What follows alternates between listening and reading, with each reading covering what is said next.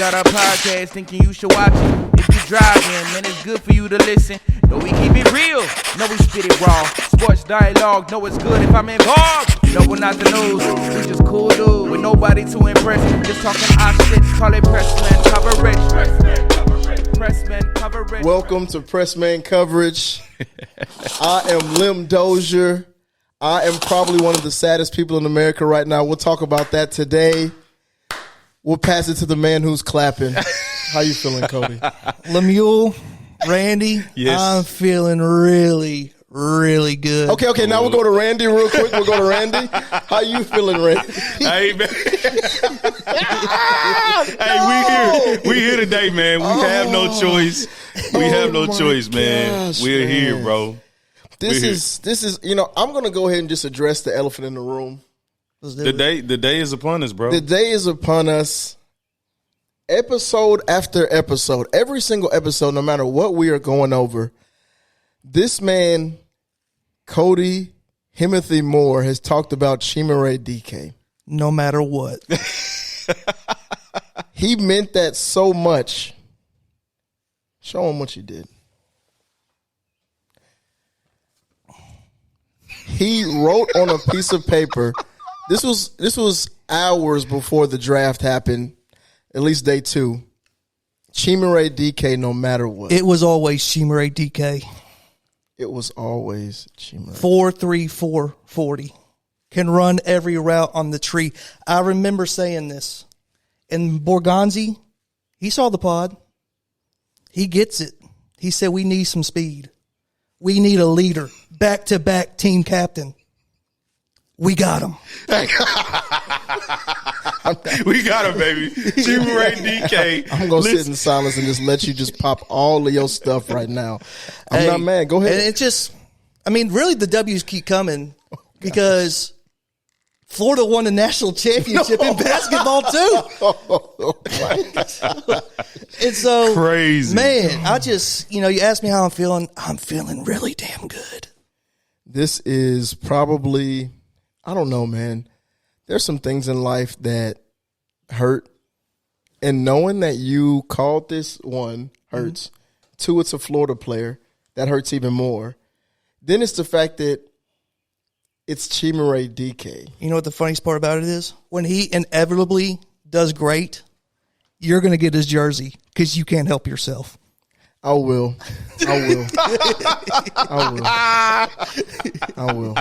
Chimere Dike to the moon, bro. To the moon. Get all your stocks now. To the moon.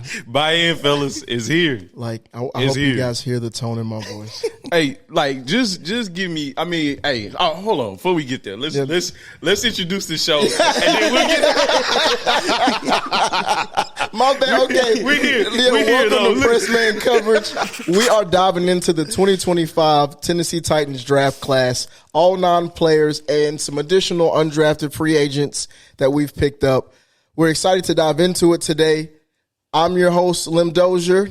We've got my man, Cody Moore, a.k.a. Gators, one of the worst days and best days of his life. Yes, the trench. And lost in the sauce, Randy, ready to go. So we're excited, man. We're excited to talk about this draft class. I'll be honest. Just to give an overview from my opinion, I didn't know what to expect in this draft class. I didn't know, this is a new regime. We've got various holes that needed to be filled and some that still need to be filled. But I didn't know what to expect. Did anything about the Titans free agency kind of give you some hints on what you expected, or were you kind of going in blind like me? No, it seemed like it was written in the stars that we were going to get Cam Ward. Yes. It seemed pretty apparent that we needed an edge, and we damn sure needed some wide receivers.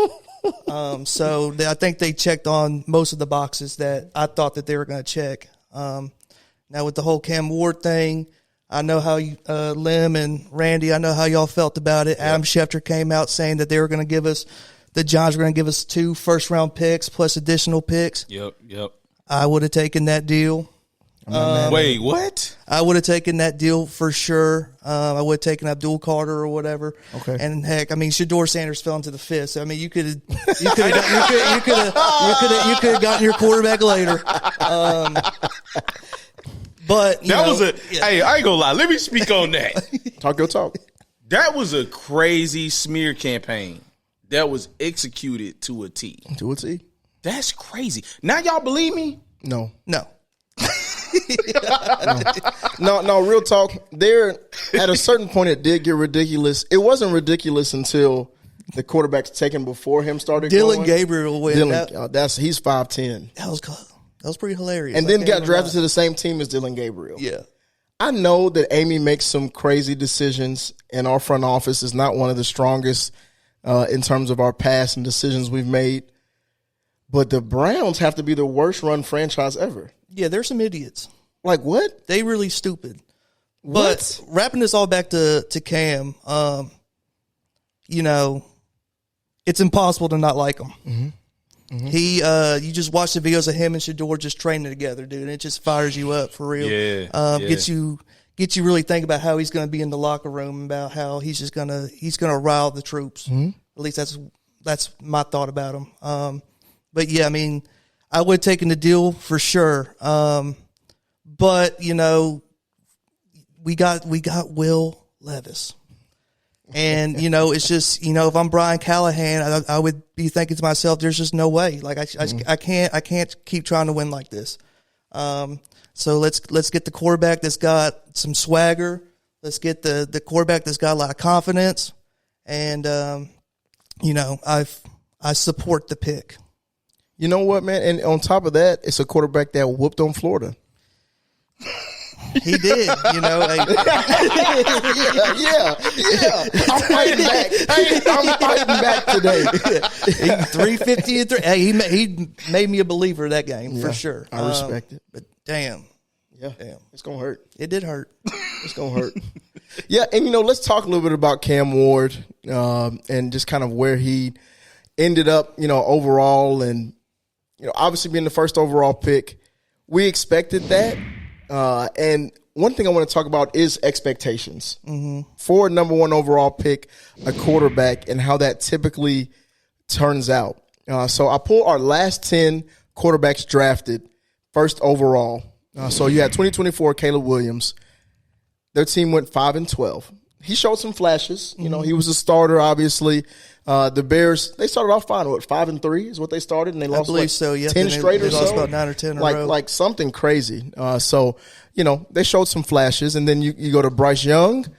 His first season as a starting quarterback, the team was 2-12. And one thing I do want to note is, yes, we're talking about what their rookie season record was, but also know, similar to the Titans, they're coming into situations where they obviously had the number one overall pick, so they're coming into bad teams. The Bears is the only situation where they truly weren't the worst team in the league. They had the number one pick because the Panthers did what they did. But you got Bryce Young, who was 2-15, excuse me. Then you've got Trevor Lawrence. He went 3-14 his first year. Coming out of Clemson, Joe Burrow, 4-11-1. Kyler Murray in 2019, 5-10. Baker Mayfield had basically the best record out of everybody, being 7-8 his first year in the league. And then Jared Goff, who just his rookie year, Lord have mercy, 4-12, but he had 5 touchdowns, 7 interceptions, and 7 starts. He struggled mightily. And then you go back to Jameis Winston, which is the Mariota draft as well, but 6-10. Now he did. He made the Pro Bowl. He threw for 4,000 yards, 22 touchdowns, but his team was 6-10. So, understanding that, we won 3 games last year. Mm-hmm. What do you think Cam Ward does for us win total wise? What's a fair expectations that we should be expecting out of Cam? Well, the expectations for Cam is just to try to get better. Yeah. Because I think this team still is, a 4-win team. Mm-hmm. I don't think we have really scratched the surface of being a good team. We still allowed, 28 points a game last year on defense. So it's a lot more than the quarterback. Mm-hmm.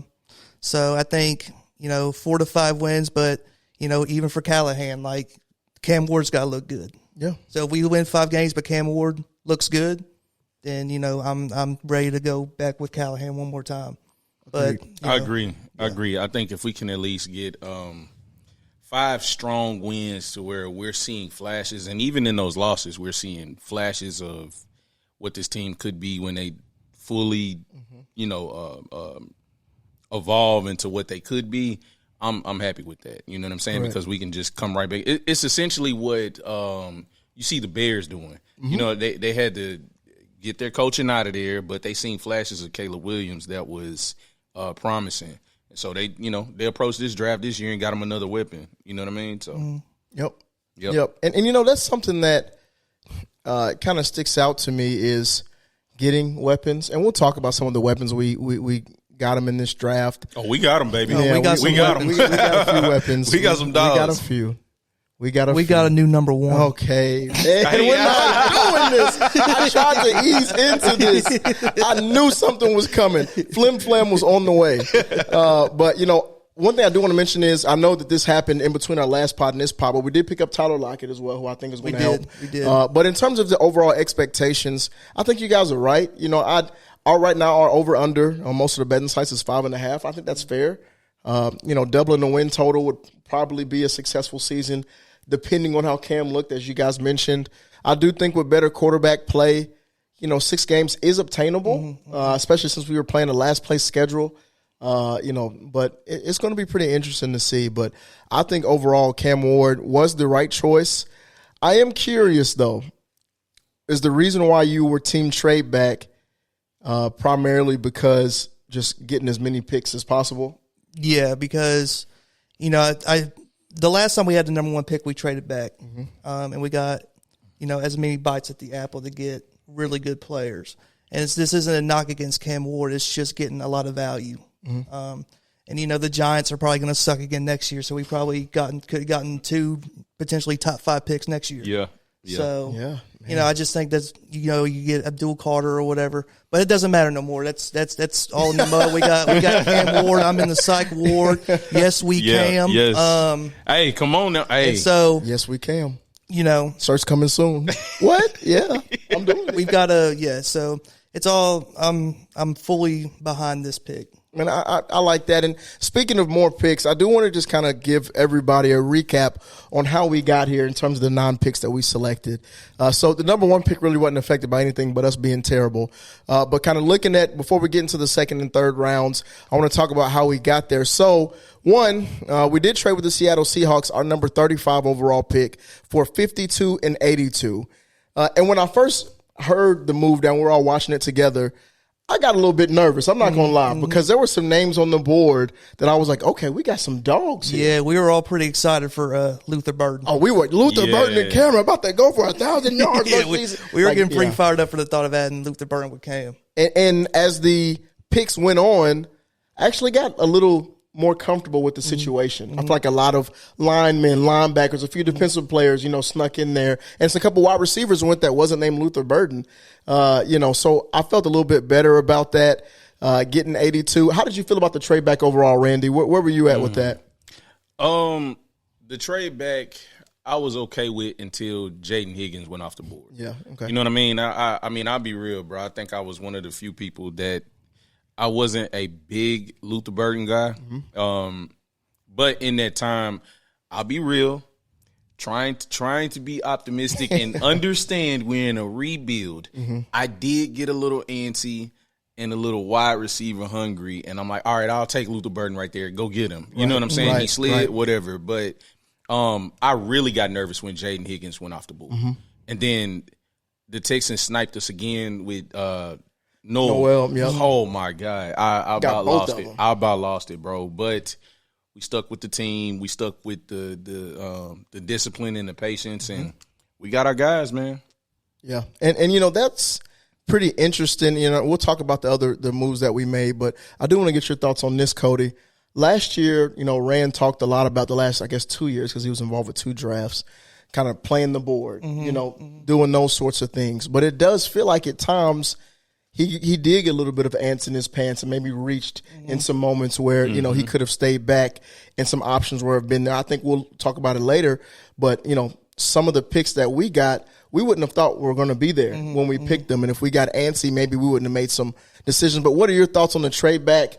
And how do you think this regime handled, a situation where they're able to get more picks? Was it, did they move back too far? What are your thoughts on that? No, I don't think they moved back too far. I think they just took probably the best deal that they got offered, honestly.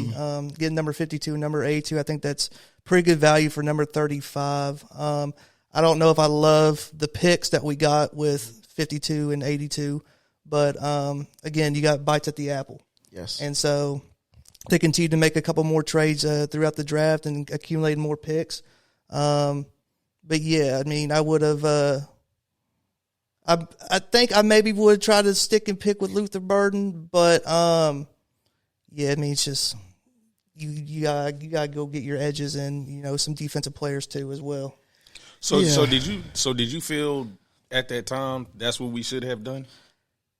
Yeah, I think the upside of Luther Burden is like superstar kind of. And the thing is, especially now looking back at it, I feel like we got an edge who in college got no sacks, and then got a safety who's injured. Yeah. So that's just again hindsight 2020. But I think the two picks, I think Oladejo and Winston Jr. definitely have a lot of upside. Yeah, and and let's go ahead and dive into the Oladejo pick. Well, first let me just finish this out. So the third round pick that we had, which was 66, was traded for L'Jarius Sneed, and also a 7th round pick that was 252, which is why our draft ended so early.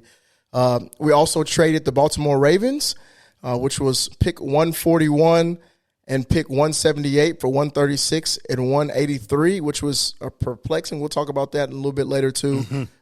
We also got a 4th round pick in exchange for in the Ernest Jones deal, where we gave up Ernest Jones, got back Jerome Baker, and then got a 4th round pick, which was 120.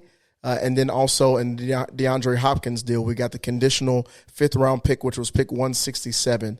And that was giving up DeAndre Hopkins. So I want to remind everybody how we got our picks. But now that we've kind of set the lay of the land, diving into the Femi Oladejo pick, it's an interesting pick for me. I think for a few reasons. One is what you mentioned. His production wasn't high. And there's a picture behind that, I think. Having 4.5 sacks isn't great. But when you actually look at the story of it, starting off as an inside linebacker, playing off the ball and on the ball there, a little bit of a mixture. Then 4 or 5 games in, you jump in like, okay, well, we need you at edge, and you're going to be more productive at edge. And then getting, 5 sacks isn't a ton, throughout that time period, but new to the position. So it'll be interesting to see, how that's going to work, because he did get the Kenny Clark Award. He was UCLA's most outstanding defensive lineman within that small time period. But one of the things that stood out to me about him was his leadership. His characteristics that he brought to the table was something that I think we need, and was a reoccurring theme throughout the draft and free agency. They want to bring in leaders and reset the culture overall. And I think that may have played more of a part than anything with this pick. On the consensus board, he was 81. We picked him at 52. I would say that's probably a little bit of a reach. A little bit of a reach, But, I also understand he's new to the position, and it's an upside selection. How I feel about upside picks overall, they're tricky. Sometimes I just want, hey, let's go get guys who are productive. Who we saw them do it at the college level. How do you feel about that, Cody? Are you a guy who would rather them see it at the college level, or are you a guy where you can see the vision with a guy like him who's new to the position and so forth? Well, so I'm kind of an ignorant fan. So when I just look at the numbers, I'm just like, we drafted this guy in the 2nd round. The story kind of reminds me of Kenneth Murray, of how he moved spots, and it helped him out a lot. But yeah, I mean, there's clearly an upside with this guy. I think the way that I felt, I think the word in the chat was uninspiring. At least for the number 52 pick. But again, I mean, he could come out and in 2-3 years, which is our timeline, because our timeline is not next season, which is probably something I need to start paying more attention to, and like the thought process of this is a rebuild, and so in 2 or 3 years, this kid could be an absolute stud. Yeah. I mean, it kind of reminds me of, y'all know my analogy is a little wild, so get ready. If somebody told you I'm going to slap you every day. Stay with me. Stay with me for 30 days straight. But at the end of the 30 days, I'm going to give you $20,000. Some of them slaps, you going to forget about them $20,000 and be ready to, like, what are you doing? Yeah. Why you keep hitting me? But then you remember, this is leading up to something. Yeah. There may be gold at the end of the tunnel. So that's what I'm trying to remember. He's been thinking about that one for a while. He's been simmering on that one. Yeah, that was crazy. We didn't go over that in the pre-show at all. Yeah, but no, I think that's interesting. And the fact that he had 13 and a half tackles for loss was something that kind of made me feel better. He gets to the backfield. He definitely seems like he sets the edge. Yes. Yeah. Yes. He sets the edge. Yes, and we have struggled with that for years. We've had some guys who just want to fly upfield or just don't have the strength to set the edge. Mm-hmm. So I think that was their biggest thing. And, is he a edge rusher one, going to lead your team in sacks every year? No, I don't think that's the expectation for him. And I don't think that's what he is. But hopefully he can turn into that, to me, Danico Autry style player where he's getting you, he may have a season where he gives you 13 or 14 sacks and you're not surprised by it. Yeah. But you expect his baseline to be between 8 to 12 sacks every year. Yeah, so I mean, for me, yeah, and I agree with everything that you're saying, bro. Like a few things when I looked at a little bit of his film, I was able to notate down. I said he has great bend when he is doing that. Mm-hmm. I love his patience because he's a dog at I seen a lot of plays where some of those edges they get too antsy and they're running and the option is gone. Correct. But I seen him being patient in there, you know what I'm saying, and waiting and picking his spot. Oh, he has the ball. I'm going to tackle him. You know what I mean? So, he was very disciplined off the ball. And yeah, you know what I'm saying. I like how he sets the edge, man. So, I think with Denard and how he can use him in creative ways, with him having that past of being a linebacker, I could see him being in certain blitz packages or certain dropbacks where you're doing different stunts and stuff. So I could see him getting real creative, and I could see him getting a couple of picks and maybe housing them. You know what I mean? So yeah, I think and again, this is just me. I remember Mike Green was still on the board at this pick, and so that was if we were taking an edge.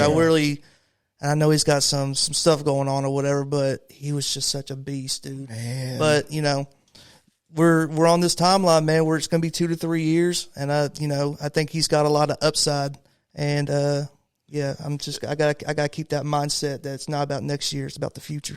And that's a tough one to keep when you get to the game. Can I ask a quick question real quick? So how did y'all feel? So recapping when we were watching the draft, how did y'all feel in that moment of seeing Green fall that far? He's right there. We could get him. But the Titans ultimately sticking to what they told us in the press conference and character being a big thing for them and leadership and, all of those things, not compromising talent over just the culture you want to build in the locker room. How did y'all feel about that, having to watch that in real time? Because I was kind of, I'm saying? I'm tensing up. It's the same with Luther Burden, bro. He's right here. I think if the culture is good, one bad character person or whatever isn't going to completely ruin it. But do you feel like our ratio, right? So, right now where we are as a team, do we have enough of those character guys in the locker room to take a chance on one? So, that was kind of our issue last year. You seen, screw Mason Rudolph. I didn't think he was a good character guy in the locker room. You could tell. Agreed. You could tell he didn't want to mentor Will. You know what I'm saying? It was just kind of I'm just here for the money. Yeah. It was a lot of, no shade to Rand, it was a lot of that last year of guys being in there just for the check and not for the love of the team. Mm-hmm. And so with us going through that cultural building, we have those tough choices that we have to make. We don't have enough.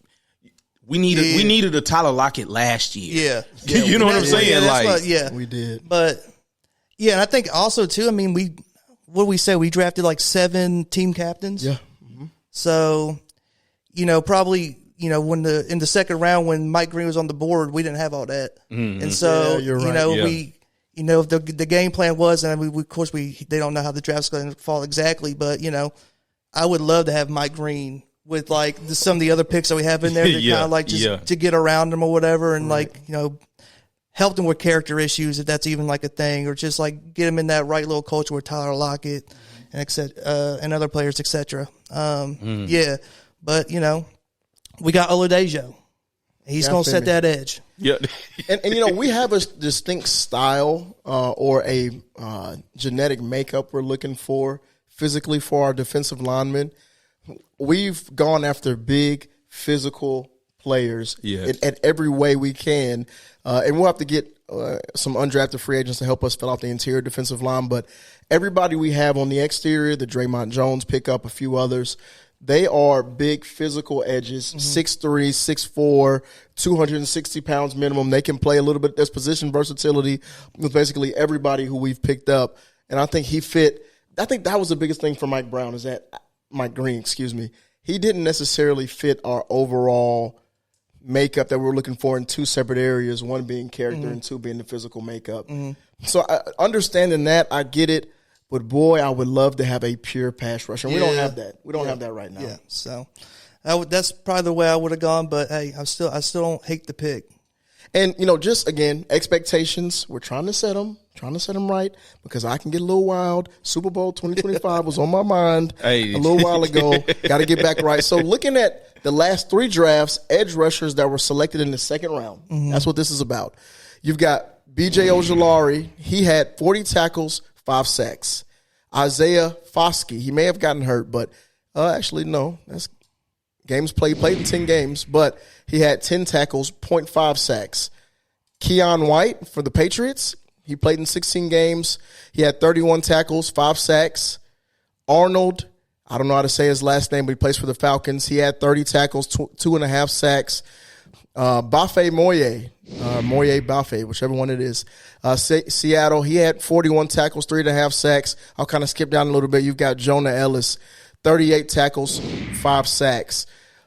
Really, there's only been 2 players in the last 3 drafts who were drafted in the second round at the edge position who've gotten at least 5 sacks. So just saying that to us out there, let's temper our expectations. This guy's probably not going to come in and be a 7, 8, 9, 10 sack guy. You know, a 5 sack season, just according to history, may be a solid season for him, you know, and we'll see. But, you know, that's what it's looked like the last few picks. So let's not come in and expect this guy to immediately fill Harold Landry's role, and now we're judging, you know, the picks that Mike B made based off of that. Oh, you brought him in to fill Harold Landry's role, and he only got 5 sacks. Well, that's what everybody temporary did. Expectations. We have to. So let's jump to Kevin Winston Jr., safety out of Penn State, drafted in the 3rd round, pick 82. He was a consensus board ranked 67. He was safety number 4. He did not play the majority of last season. I think he only made it to play through 1.5 games before getting hurt. His 2023 year was pretty solid. He started all 13 games, led the team in tackles, 60 tackles, including 2.5 tackles for loss, 2 fumble recoveries, an interception, and 5 pass breakups. Overall, just his general makeup is he is a box safety. He likes to play inside. He's a little bit of a thumper. He's got some athleticism to him. He ran a 4.5, right around a 4.5, 4.4, just in this pro day that he had with Penn State, even coming off the injury. But he's 6'2", 213 pounds, a big fella. And I think he's going to be able to really come in and learn from 2 veterans and maybe fill one of their spots, because Hooker's on a contract year. Then you look at Xavier Woods. He's gotten a 2-year deal but has an out after this first year. So I'll pause there now that I've kind of set the land of where Kevin Winston Jr. stands. I'm going to pivot to Cody, who I think maybe had the most visceral reaction to this pick. Tell me your thoughts on the pick. Yeah, this one shocked me. Just based of how how free agency went and how they just kind of prioritized not getting injured guys. Yes.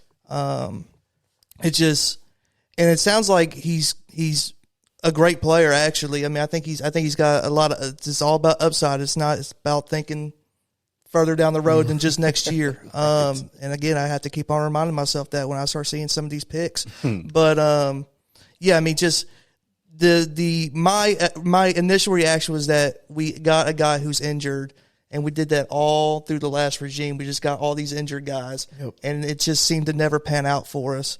But we didn't get him in the first round like we did Caleb Farley. We got him in the third round. Nick Saban loves him. I think the consensus that he was going to be like the number 2 safety before the injury. So that's damn good to get in the third round. But yeah, so what did you think, Randy? What you think of Mr. Winston here? At this point, I think I was spiraling. We didn't get a wide receiver. Full spiral. Bro, we're looking at you know what I'm saying, at this time, Mr. Treylon Burks to come in and save the day. Treylon Burks. Hey, so I'm spiraling at this point. And it overshadowed like the talent and them taking a swing on a really good player for wide receiver needy right now. And taking a step back, this pick is a future pick. This is something for a year or two down the line. You know what I'm saying? Like we have, why is his name slipping me? The safety that we have in right now. Hooker and No, on the other side. Xavier Woods. So we have him in there right now. It's no rush for him. Like you said, this guy's a thumper. He's gonna bring that feel to down in the box, and Denard Wilson is gonna have a field day with this guy. Like he's gonna open him up, man. And then that leaves Hooker back there to do his thing. You know what I mean? And so I think this pick will develop very, very well. Yeah. And it's interesting to be able to, bring in somebody who's able to develop. I feel like every pick for the last while, because we've had so many holes, we've expected this guy to come in and be a star immediately. Yeah. And I feel like this regime was like, hey, forget all of that. Yeah, we're not going to rush this guy back. Yes. Yeah. And, yes, it's an ACL, and ACLs now are much different than where they were 10 years ago in terms of modern medicine and where that's gone, recovery time. Again, he just ran his 40 at the pro day and ran under a 4.5. You know what I mean? So it's one of those where it's like, okay, he's big, fast, athletic. He's already healthy enough to run. He's going to be good by training camp is what the projection is. So, hopefully it comes in and he's solid. The thing I like about him is that because of his size and athleticism, he can be that tight end and slot receiver eraser when we're in bigger packages. We've never. It's been a long time since we've had that type of guy. I think Kevin Byard in his prime was able to be that guy, even though he wasn't bigger. You know what I mean? But this guy's actually big, athletic, got a long wingspan, and his tape is full of, and we'll throw some in here, it's full of him guarding guys, and it's not a bunch of interceptions, but a bunch of deflections. Oh yeah, and I'm excited about that. Yeah, I think he may have led the team in deflections and stuff. He did. 2023. Yep. Trust me, this like I said, this is a future pick. Like when it's all said and done, we'll be like, Borgonzi, you are a genius of seeing that value fall. See, that's the difference between taking the green pick and him. He still had very good character. And so it's like, okay, he has this injury, we'll let him develop, not rush him back, and then, hey, you know what I'm saying? Let him free. But I just think that's where they were at, like on the board and how they stacked them.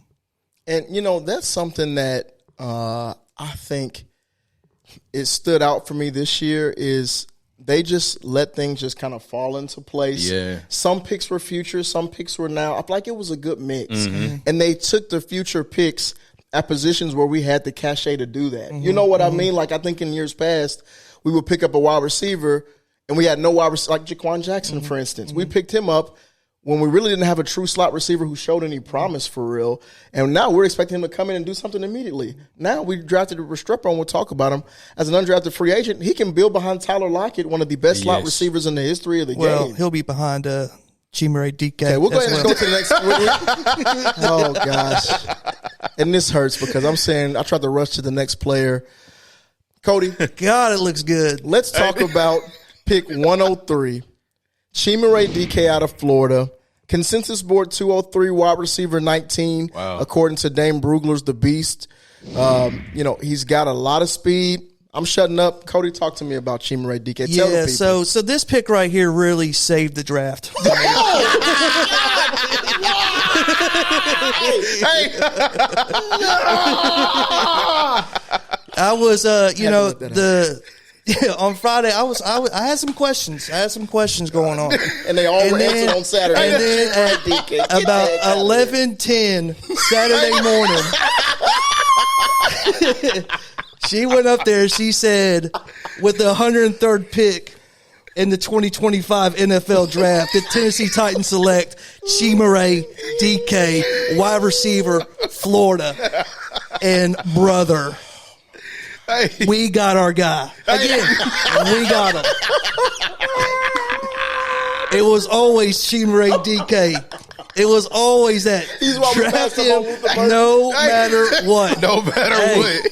We passed up on Burden because Yeah, I mean, literally, Oh my God, dude. he said we can really get our number one in the 4th round. we can take these risks.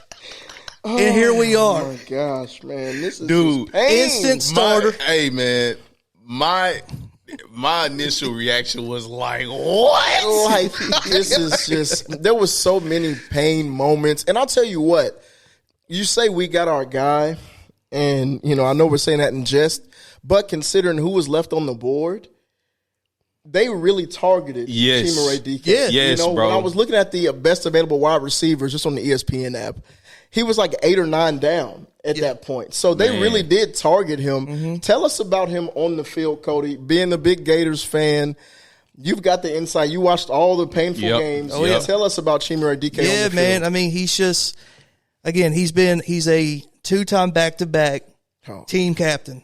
He came in, he is a leader. He showed it on the field. When the season started, it wasn't pretty for us. And he was able to rally the troops with his words and his play. Come on, talk that, Cody. 42 catches, 783 yards, 18 yards a catch. I'll take that every day. Hits explosives, 4.3, 4.40. I like that. Hey, like burner. that? I like that. Take the top like off the that. defense. I like that. Yeah. And he gives us some positional versatility in the fact that he can play a little bit outside, inside, but And he's a punt returner, kick returner. Yeah. I see that. Yeah. I really like that he's got that true speed. He's a returner that gives us that option as well. I can't be mad at the pick as much as This hurts Liam so bad. This hurts him so bad. He really turned into a safety valve for DJ Lagway, who's probably could be a future number 1 pick, but that's down the road. We're not having a DJ Lagway conversation 363 days before next year's draft. This is about DK. This is about DK right here. Hey, Cam, I think I will say on a serious tip though, I think him and Cam will be like this. Mm-hmm.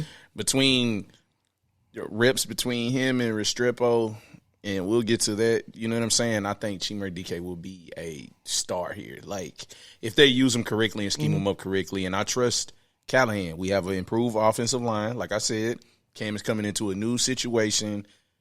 Now we get to see what Brian Callahan can really do with some weapons, a revamped offensive line, and you got one of the best quarterbacks in the league, Cam Ward. Hey, I like speaking that into existence. I like it. I like speaking that. And sounds good, doesn't it? Man, Top 5 quarterback Cam Ward. Somebody better say it. And one of the things I like about him is, how smooth his transitions are. Yeah. He can snap off a route pretty quick. He's not known for being like this immaculate route runner, but especially on like deep crossers and so forth, he does create separation, which is one of the routes that Cam Ward throws the best. Yep. So I think he's going to fit really well with the quarterback, and we haven't had a true burner who actually has had some sort of production at the college level in a long time. We've had guys who maybe ran a fast 40 time. We picked them up late. I hate to keep bringing up his name, but Jaquan Jackson being one of them, Colton Dow being another, who maybe had a fast 40 time, but what did they actually do as a receiver? Right. Chimere Dike actually was a productive receiver and gives you that returner versatility. Yeah. That's what I'm excited about. When's the last time we've had a burner, Cody? I couldn't even tell you, to be honest with you. Like, man, what was Nate Washington might be like? Just somebody just running like a go route. Khalif Raymond maybe. Maybe, yeah. Yeah, I mean, it's just we don't get those guys that often for whatever reason. So Cody, let me ask you. So how do you see us using Chimere Dike essentially? Well, I think he'll be in the slot a lot. I think he'll be in the slot a lot. I think you can put him on the outside if you need to, but he's really good at, like, sitting down in zones. He's very heady. He's just a pro. He's like a pro's pro. He just wants to get out there and, he'll get on the same page with the quarterback and everything. So I think him and Cam will have probably a really good rapport, honestly, considering that they're going to be doing the rookie camps together and everything. I forgot about that. Yeah, so I really do love this pick for obvious reasons, but I think he's going to be really, really good for us. 18 yards per catch is a lot too. I'm going to say real quick. Mm-hmm. So, like, do you think we got a lot of guys that's versatile right now? So we got Lockett that can go on the outside and inside in the slot. Yeah, Chimere Dike can do both. Mm-hmm. How do you see that operating? Do you think they'll be, like, alternating, or just it'll be a lot of movement, amongst, like, the receivers and stuff? Like, how do y'all kind of view that?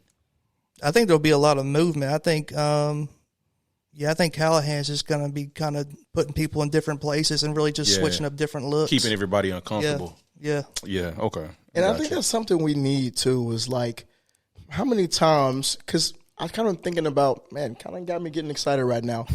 I'm thinking about the starting, or not starting, but just our wide receiver core right now as it stands. And I'm going to assume a couple things. I'm going to assume that Restrepo makes a team. That's the biggest thing I'm going to assume right now. I'm just going to assume he makes a team. Okay. So you've got Calvin Ridley. I don't know why I just almost forgot his name. Calvin Ridley, Chimere Dike, Elic Ayomanor, Tyler Lockett, Xavier Restrepo. Burks is probably going to be on PUP. Van Jefferson. Wow, another speedster. Like, with those guys, I think it's not going to be a situation where we're trotting out receivers on the field that we know, okay, we got to be running the ball now. Mm-hmm. Even last year, when we felt like, okay, we've got D-Hop and we've got Ridley, at least, we can have one on the field all the time. But there was a lot of times they're both off the field or whatever, and we knew whoever came in, there was no vertical threat. Mm-hmm. There was really no threat speed-wise in terms of quickness to even get open. Now, let's say that Ridley sits down for a little bit. Okay, well, now you still got Tyler Lockett, Chimere Dike, Elic Ayomanor. Like, you've got some guys, Van Jefferson, who can actually catch the ball, stretch the field, and do various things, including a Chig, who can add to that as well. Yeah, I think going the route that we did with the receivers, I think it also appropriately slots players on the depth chart. Yes. Where we're not going to be dependent on, you bring them up Jaquan Jackson as much, or you can finally put Van Jefferson where he probably should be at 4 to 5, where he comes in, 10, 12 plays a game, runs his go routes or runs like a deep post or something, and just tries to take the top off the defense. But I think everybody's slotted more appropriately, and I think we got fast. Yes. I think we got legitimately faster.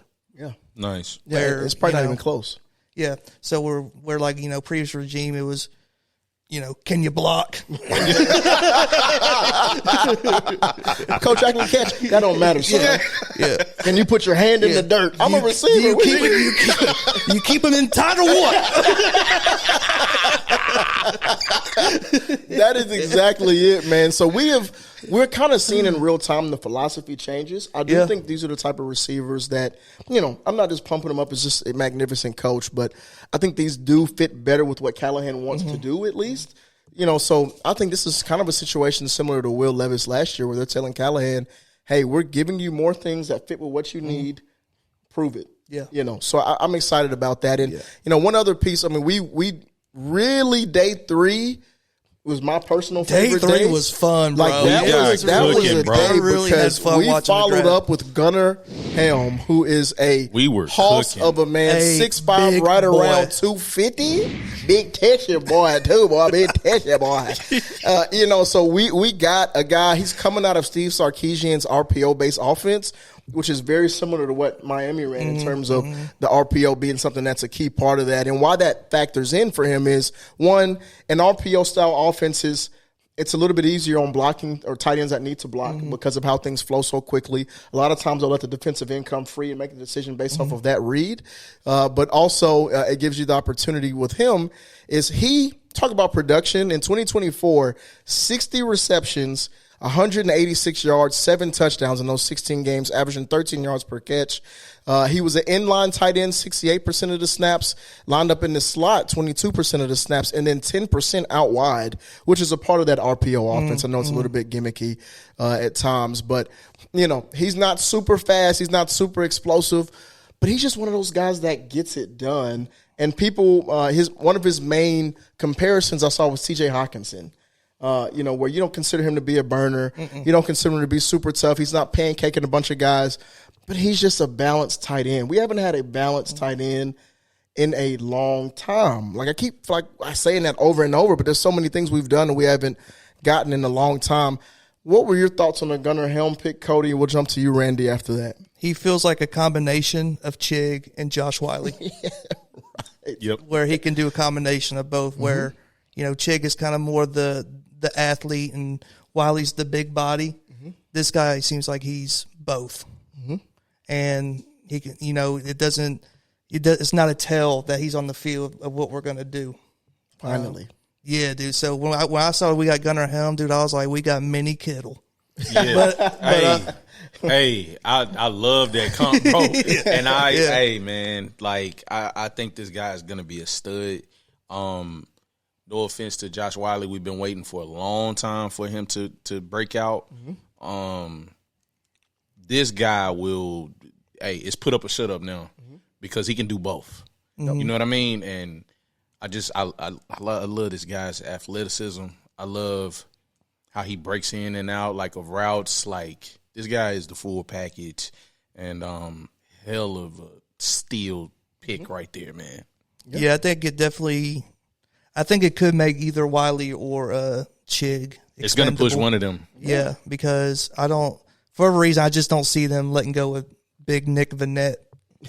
Because, either way, we still don't have that kind of veteran presence in there.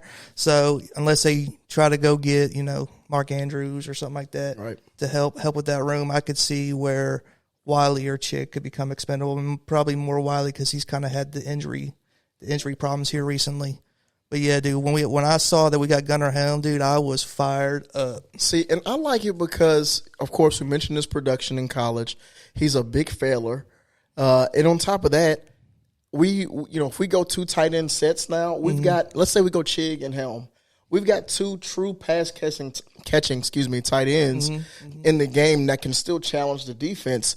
And with Chig can stretch the field. You know what I mean? And then having Cam Ward being somebody who's off schedule, there's a lot of clips with Quinn Ewers rolling out, kind of scrambling, figuring out what he needs to do. And here comes Gunnar Helm, right available. I saw a clip where he caught a pass off a scramble, hurdled somebody. You know what? And I'm like, man, this is... Yeah, he's an athlete. He's an athlete, man. And he was consensus 104. We picked him at 120 in the 4th round. Tight end number 7 overall. This guy's a playmaker, and I think that he's going to really provide, you mentioned it earlier, a safety blanket for Cameron. We haven't had that balanced safety blanket in a long time. Yeah, I think he's going to be an animal in the next couple years.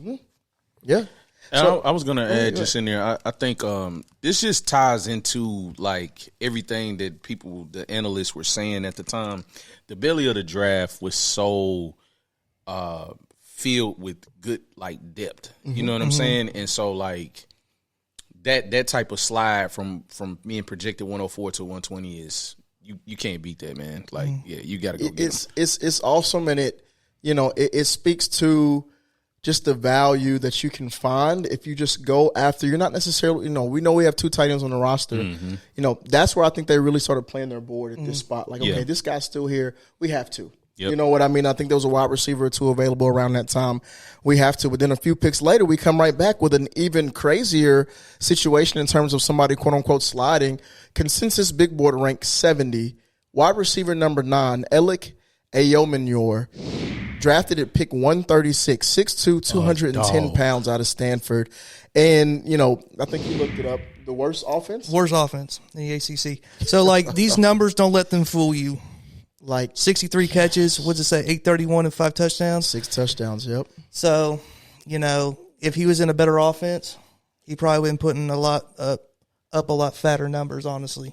God, and that's just something because even 831 isn't terrible. You know what I mean? And especially, somebody who's 6'2", playing the X. We needed an X receiver. Yes. We did not have that boundary guy who can go make contested catches. And this dude, on his tape, he is a dominant blocker. Oh, yeah.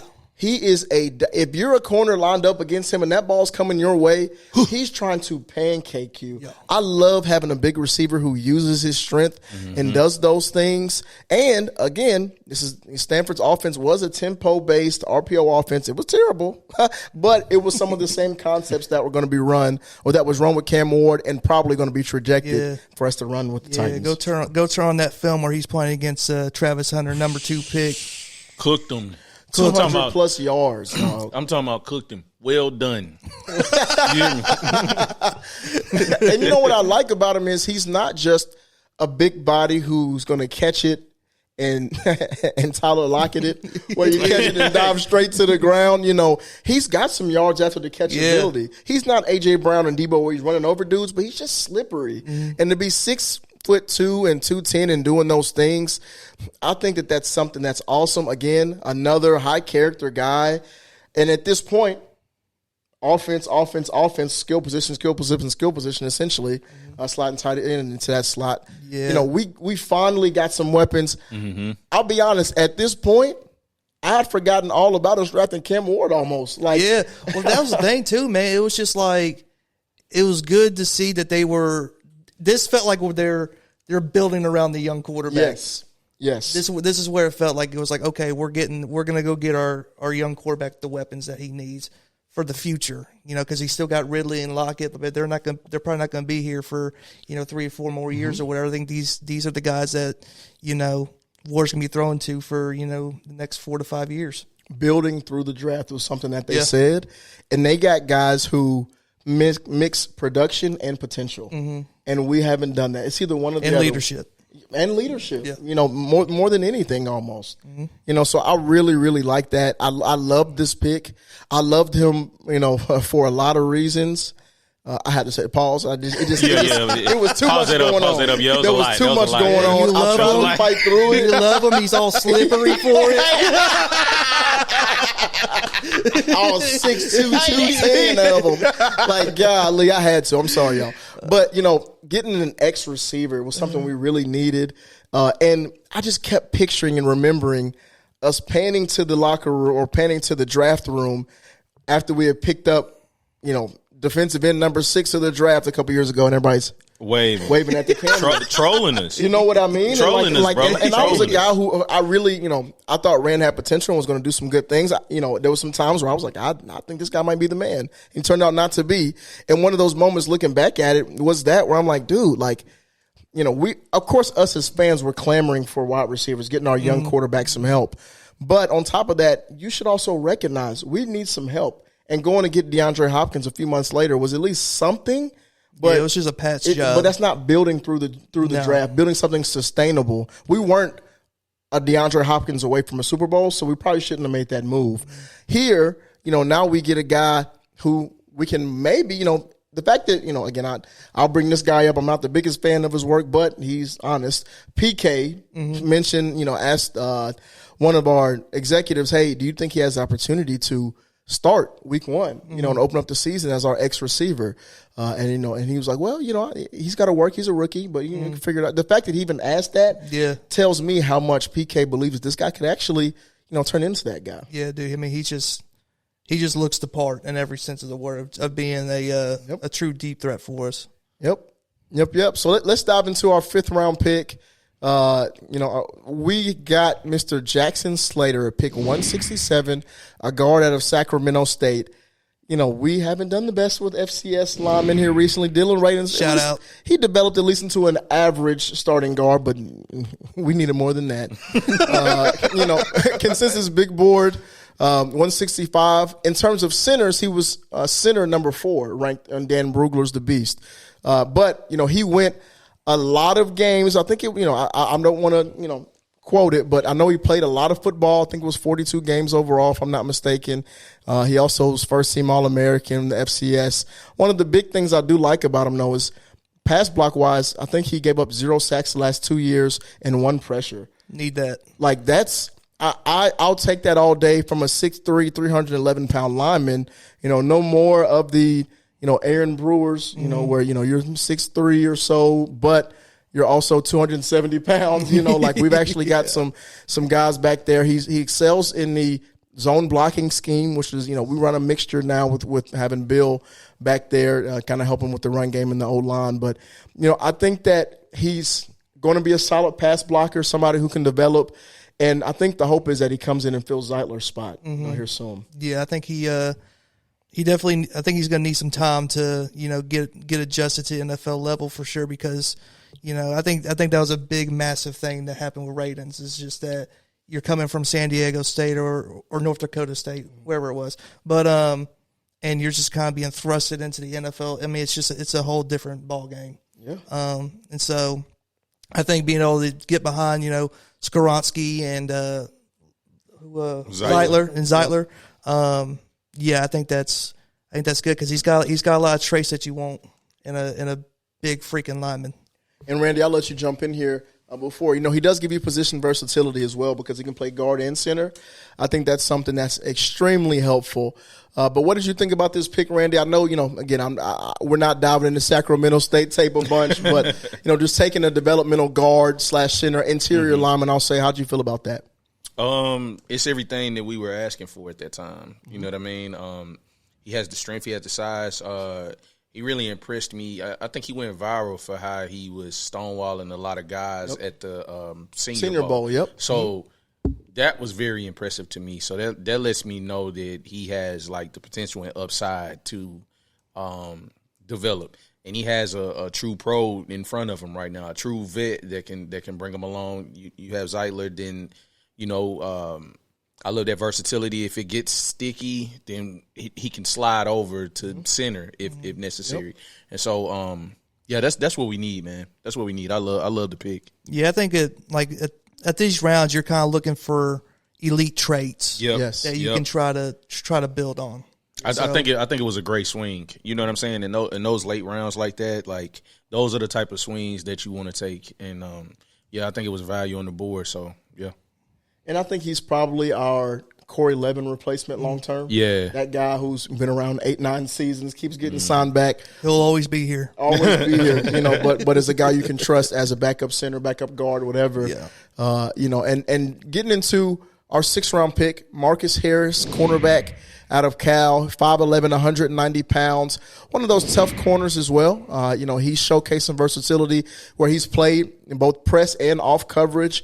He's pretty fluid in how he moves. And I think he's somebody who could bring us, some developmental traits, long term. He did have 2 interceptions, 2 tackles for losses. He had 46 tackles, 35 of them were solos, 5 pass breakups, 1 forced fumble. So he did have some production. He played alongside a pretty solid corner on the other side as well. So he had the opportunity to play with some pretty solid talent, which, may have reduced some of the numbers he had and also may have saved him. He wasn't playing against number 1s every week. But he's an aggressive style corner. He loves to come up and tackle. He disrupts passes. He can get a little bit handsy, but he's a reliable defender overall because of his ball skills and how quick he moves. He's very, very quick. Another guy who had a pretty nice 40 time as well. So he's somebody I think who brings us somebody who can develop in the defensive backfield, because I feel like most of our guys that are younger are like really true slot guys, and he's one of the guys who maybe can slide to the outside. Yeah, I think this is probably more for developmental for sure, and then try to get you a spot on the team via special teams. And then, you mentioned the aggressive tackling and everything being really fast. Hey, that could be a great potential gunner for us. Yeah, that's exactly how I was looking at him when we took that draft pick at the time. I'm like, okay. This is going to be one of our special teams guys. Like, he's very aggressive, has athleticism. I was pretty impressed. So I think Bones will get him right. You know what I mean? Get him right, Bones. Get him right, old Bones. And another situation where he doesn't have to come in and play immediately. So maybe he can develop into a guy who's a rotational cornerback for us. Maybe he's our nickel guy if we keep Brownlee on the outside and let go of Roger next year. You never know. But looking into how we rounded out the draft to pick 188. First of all, I love that all of our picks came between 188 and we had 9 picks. Yeah. I love that we didn't even touch the 200s. We got some pretty good talent here, but we got Kalel Mullings, who's named after Superman. Very interesting story for this kid. Yes. Yeah. Tell us about it, Cody. So I do believe that he played linebacker, and then he ended up taking the starting job from cover athlete of NCAA football 25, Donovan Edwards. And it's pretty crazy because that's not like 2022. That was last year. Yeah. That was last year he did that. And he ended up rushing, for 948 yards, 12 touchdowns. He prides himself, he's got these big mittens of being a guy who can catch out of the backfield. He didn't do it much. The scout who mentioned it in the Titans post-game press conference was saying that you see it a lot in practice, but he's a guy who prides himself on being able to catch the ball, 5 yards a carry. But the biggest thing is he's 6'1", 226 pounds. So he gives us a big boy who can finally really push the pile. Again, I know I mentioned it in the episode prior, but, I like Tyjae Spears coming in there, stretching to try to reach the ball over. But this guy's not stretching nothing. You know what I mean? Yeah. Like, he's coming through. We're running ISO, coming right behind one of our big guards. Figure it out. I love that we've got that guy. Yeah, sometimes you just need somebody that can get you that 1 yard. Yeah. And that's just your role. Like, you can just come in, you can come get the 1 or 2 yards Get that in we that need. end zone, man. Yeah. So he's got some big games too. I mean, against USC, he had 159 yards, 2 touchdowns, and again 116 yards against Ohio State. And Ohio State's defense was not something that could just be laughed at. They have guys that get drafted every year at a bunch single-handedly in the first round. beat Ohio State. He did, man. So he was a monster. Yards after contact is really, his thing. Short yardage situations. He's not a guy who's going to blaze past you, but who the heck cares? Yeah. He's a guy who gives us a thumper and something different in that running back room. Randall, a room of Tyjae Spears, Tony Pollard, and now Kalel Mullings. How do you feel about that?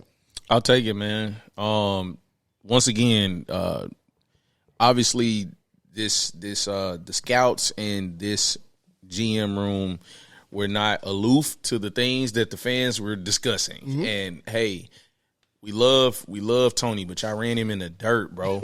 You know what I'm saying? Right. Mm-hmm. Bro was hobbling out there to even hit incentives last year, dog. Mm-hmm. Like, we needed a like you said, a thumper, man, to complement Spears.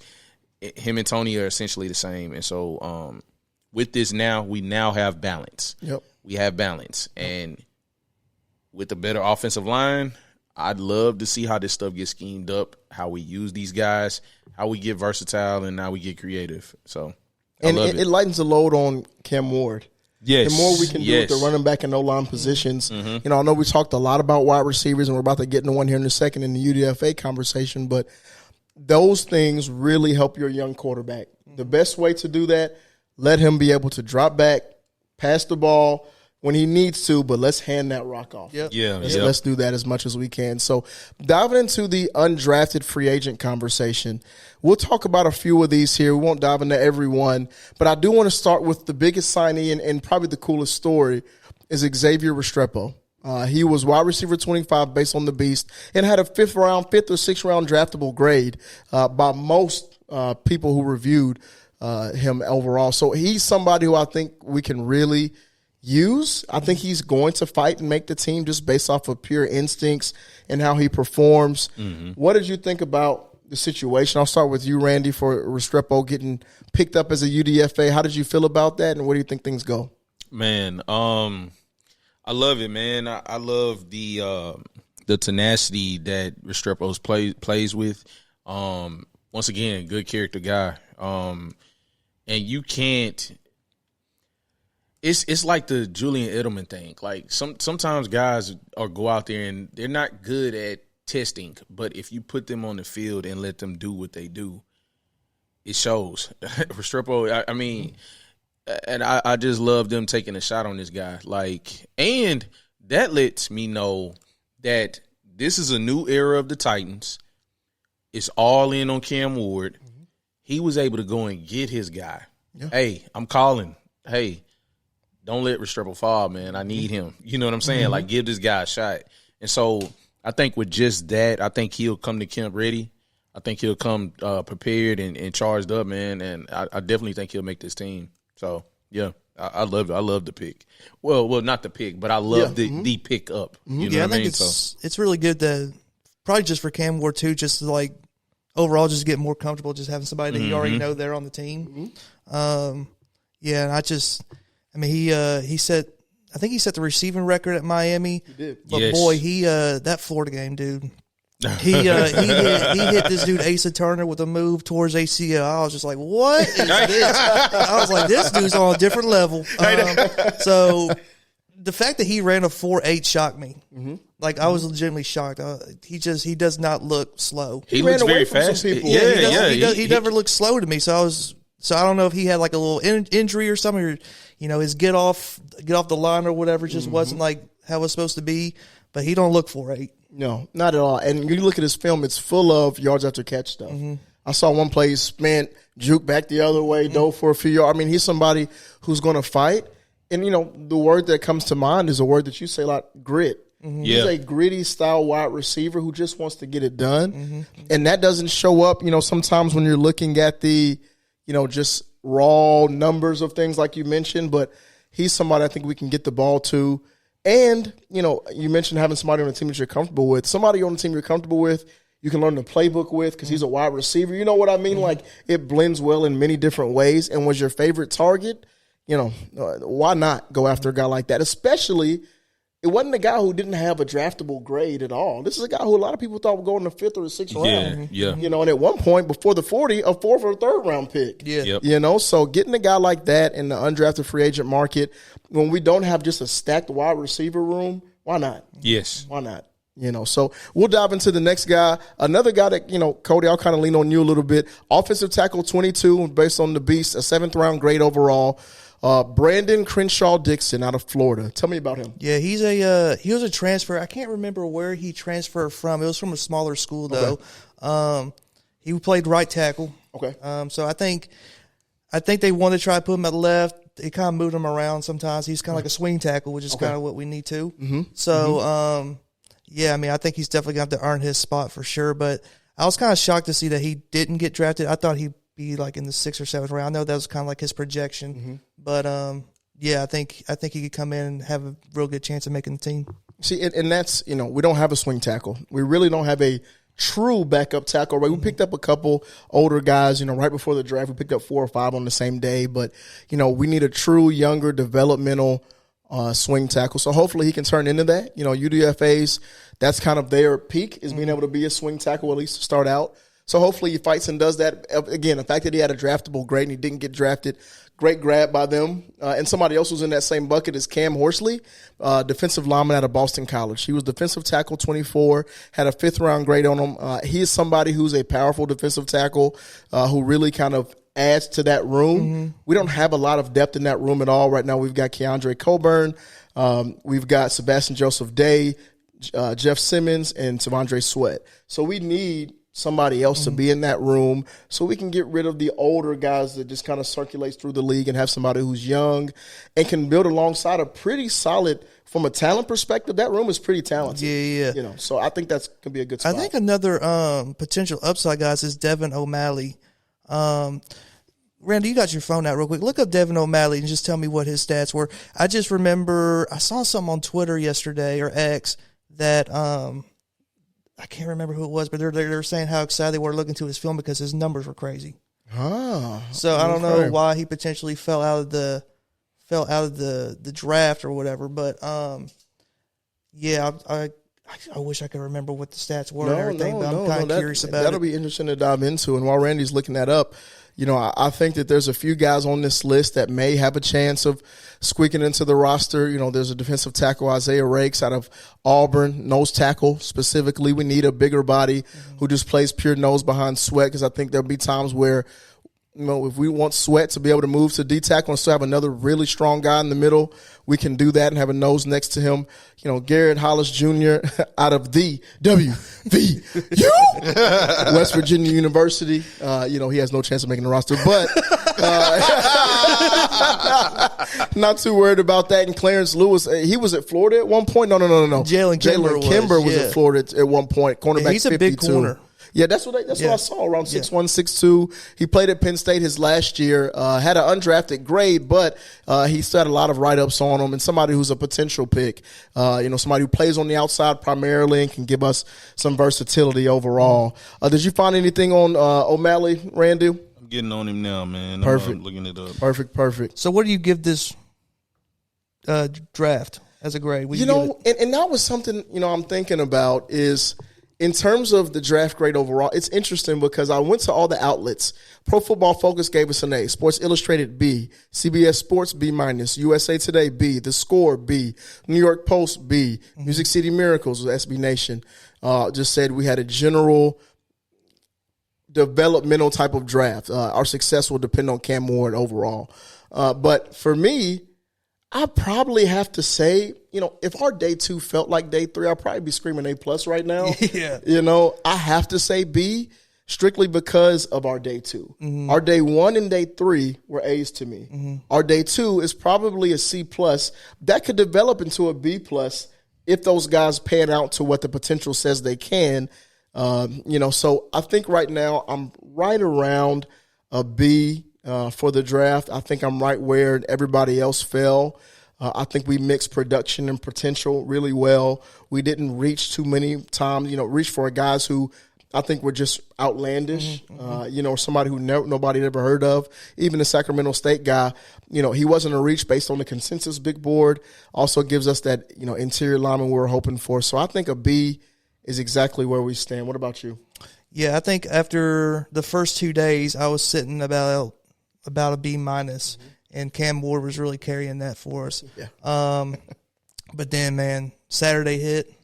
Oh my and God! Then it was like A++. Oh my! Okay. And I mean, even for more than DK, I mean, I love the Elic. I love the Elic pick. I love the Gunnar Helm pick. Mm-hmm. It just it was cool feeling like, okay, they have a vision of what they want to get weapons around the young quarterback for the future. So I know I'm going to ask this question, and you're going to say the person that's on everybody's mind when I ask this question, but who was your favorite pick? Oh, Chimere Dike, by far.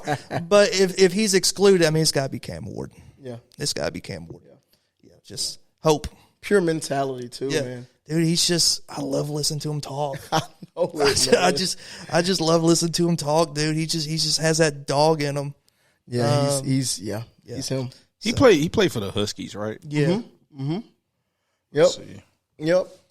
And I think that we've got an opportunity, to really stack a couple good drafts together. Mm-hmm. In my opinion, if we walk out of next year's draft and we've had similar success in the draft, which I will call this a success, I think that we could be in a spot that we have really built through the draft in just a few years. Mm-hmm.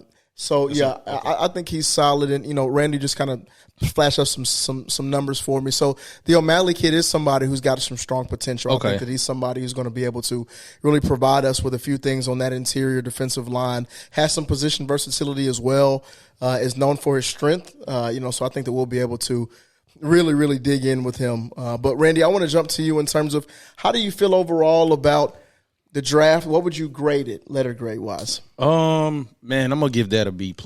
You know what I'm saying? And that's only because, those swings in the belly of the draft, like those mid round, swings, taking those shots on those playmakers. Yeah, man, I love that. You know what I'm saying? And obviously, my favorite pick is Cam Ward. You know what I'm saying? You know what I mean? Yes, sir.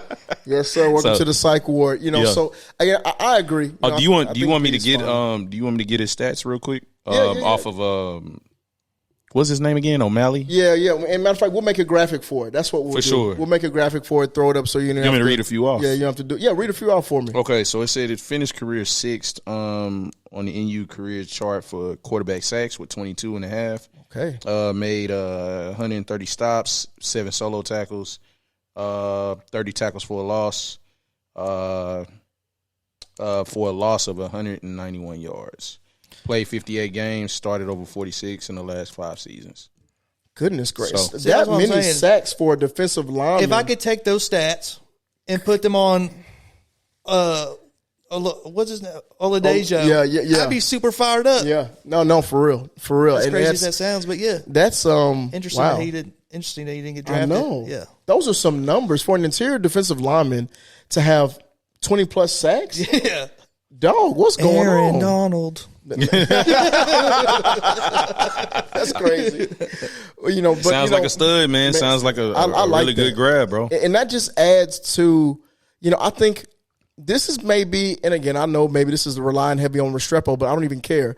Maybe a UDFA class where I'm actually pretty excited. I think we got a decent amount of guys who actually had draftable grades, and their draftable grades weren't late 7th round. Mm-hmm. We got a couple guys who were projected in the 5th, a couple in the 6th, and then 7th, of course. But that makes me really excited and should make camp pretty interesting this year as well. I think a few of these guys have pretty good potential of being those last couple picks on the team. Yeah, and we need some guys to fill those slots, especially young guys. So, I do want to just say, kudos to this regime. I think that this regime was patient. They went and got guys who, again, I've said it 10 times now, mixed potential and production and stuck to their board, it seems like. We don't know what their board is, but they filled some key holes. We knew we needed a bigger back. We got a bigger back. We needed some out on the edge. We got an edge. Mm-hmm. We needed some weapons. We got multiple weapons. 3 if you include Restrepo, 4 if you include Gunnar. So we really went and did some things. We got the interior lineman we needed, and most importantly, we got Chimere Dike. No, that's not what I was saying. We got the quarterback. That's what we're supposed to say in that moment, Cody. We've rehearsed this. But no, I'm really excited about it. But thank you guys so much for tuning in. Thank you to our listeners. Please like, comment, subscribe, share as we continue to push through this. And we'll catch you next week on Pressman Coverage. Peace. Pressman. DK. We got a podcast thinking you should watch it. If you driving, man, it's good for you to listen. No, we keep it real. No, we spit it raw. Sports dialogue. No, it's good if I'm involved. No, we're not the news.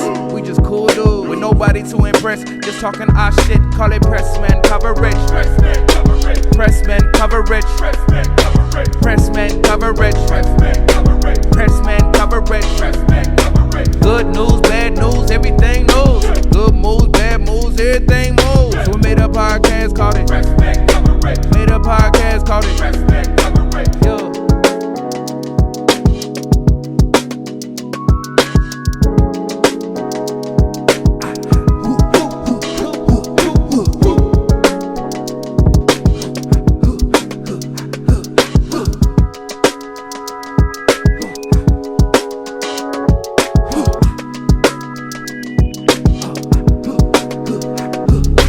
Pressman Coverage. Pressman Coverage. Pressman Coverage. Pressman Coverage. Pressman Coverage.